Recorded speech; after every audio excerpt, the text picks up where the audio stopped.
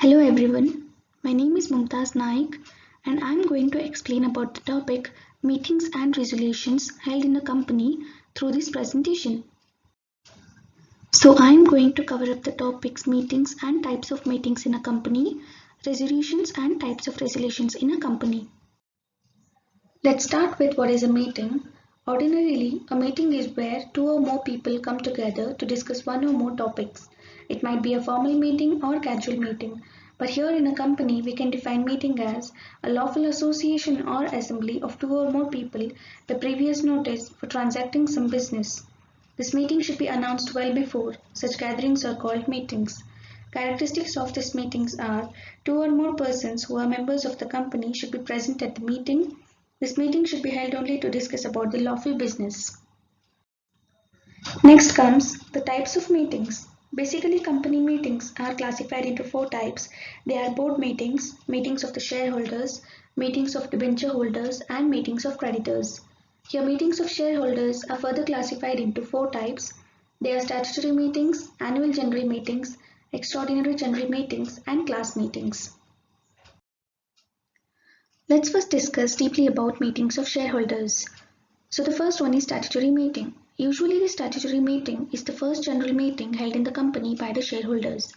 It is conducted only once in a lifetime of the company. A private company or a public company having no share capital need not conduct a statutory meeting because it is shareholders meetings. So basically this is the first meeting of the shareholders conducted after commencement of business of public company, and also Companies Act provides that every public company limited by shares or by guarantee and having a share capital should hold a meeting of the shareholders within 6 months but not earlier than 1 month from the date of commencement of business of the company. Next comes annual general meeting, which is very important meeting of the company, which is usually held once in a year. Annual general meeting should be conducted by both private and public limited companies, whether limited by shares or by guarantee, having or not having share capital. As the name suggests, this meeting is to be held annually, that is yearly, to transact the ordinary business of the company. The very next is extraordinary general meetings. As the name suggests, this meeting is probably outside the usual meeting, which is not ordinary but extraordinary.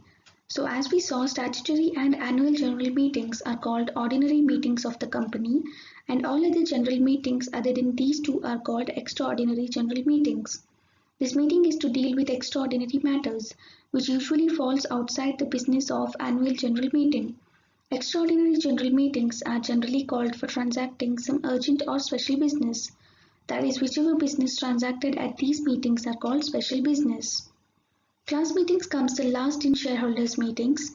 They are generally conducted when it is proposed to alter, vary or affect the rights of a particular class of shareholders.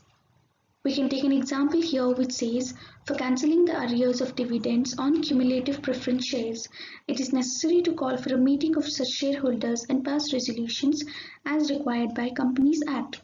So all these four meetings are meetings of shareholders.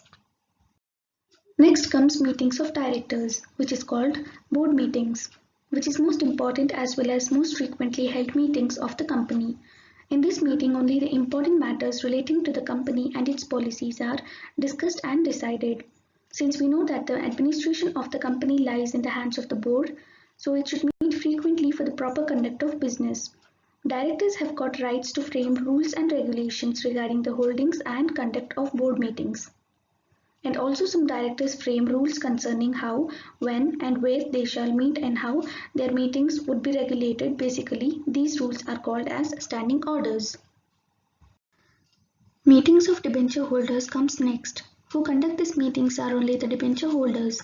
They are generally conducted when the company wants to vary the terms of security or to modify their rights or to vary the rate of interest payable. So basically these topics are handled by debenture holders. Lastly comes meetings of the creditors. But strictly speaking, these are not the meetings of the company.